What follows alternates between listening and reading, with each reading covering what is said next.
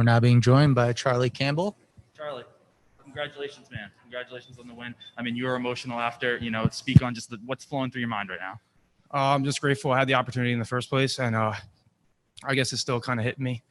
Every couple seconds that goes by, I realize that it wasn't just a dream, and it really just did happen. And again, I'm thankful I got the chance in the first place. I knew about this about 10 days ago, and I raised my hand for the opportunity, and I'm glad they took me up on it and took me seriously and gave me the shot in the first place. And, is your plan to stick around with Bellator now? Would you, like to return here? If it's worth it for me. I now have only 3 pro fights. I know I say that intentionally, only 3 pro. That's not many. But, I started wrestling when I was a kid. I took on jiu-jitsu and kickboxing at 13 years old. I've been doing this a long time, and now I'm 25 years old, and it has to be worth it for me. I know I only have 3 pro fights. I don't expect to make crazy money right now, but I can't get it's just, it needs to be worth it for me. I can't put it any other way because I want to do it. Now, I would love to stick with Bellator. I would love to stick with fighting. It just needs to be worth it for me. That way I can support myself. That way I don't have to work other jobs. If I don't have to work other jobs, I could train harder. If I could train harder, I could perform even better. So make it worth it for me, and I'll make it worth it for the promotion. Obviously, leg kicks were a big part of what happened there at the end. Was that something that you saw coming into this fight that you were planning on utilizing, or is that just something that presented itself along the way? It presented itself along the way.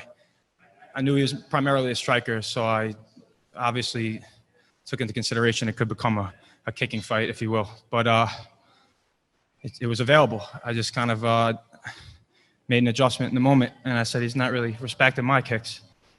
And that's what happened. For sure. And, you looked like you were laboring yourself a little bit when you got up there. Did those leg kicks hurt you as much as they hurt him? Oh, my God. Yeah.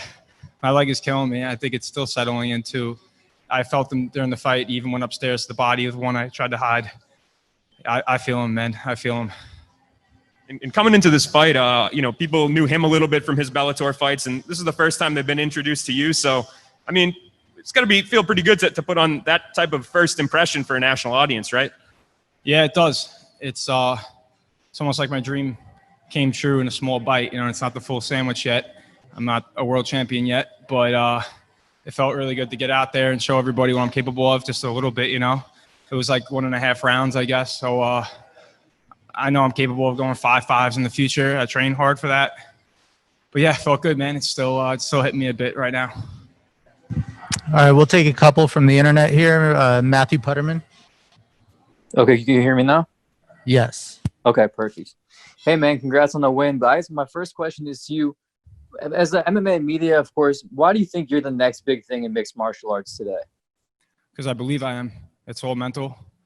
I know I can do it. I will work as hard as I have to make it happen. If it's worth it for me, I'll put in the work to do it, and I'll beat anybody. I'm not undefeated. If you take a look at that second fight of mine, the kid just laid on me and prayed. He landed 2 strikes the entire fight. He hasn't fought since. It's not what he wants to do. He just, made a matchmake for himself. He took a guy like me who likes to strike, and, he did that. But I'm not undefeated, but it doesn't faze me that I have 1 loss. I am the next big thing. If the money's there for me, I'll come and do it. And I'll do it in front of anybody, anywhere, anytime. Definitely. And when would you like to get back in there, man? As soon as I'm healed up, ready to go, If it's worth it for me, I could do it whenever they call and I'm healthy, Yeah.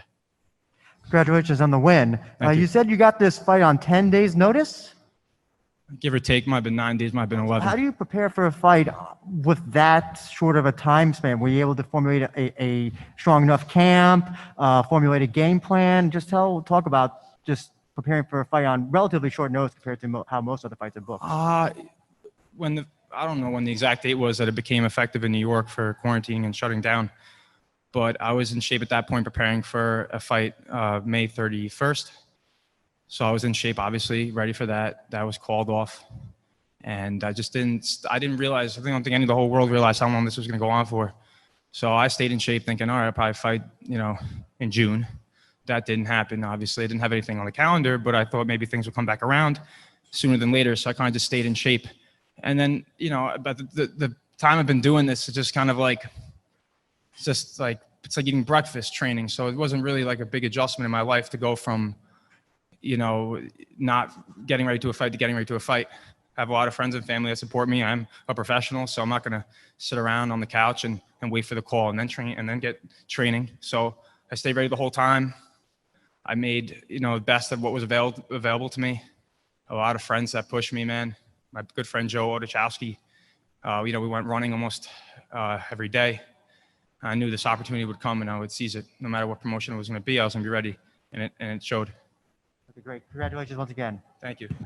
All right, one last question from the internet here. Randall Folks, your line is live. Can you say it again? Hey, Charlie, how you doing today?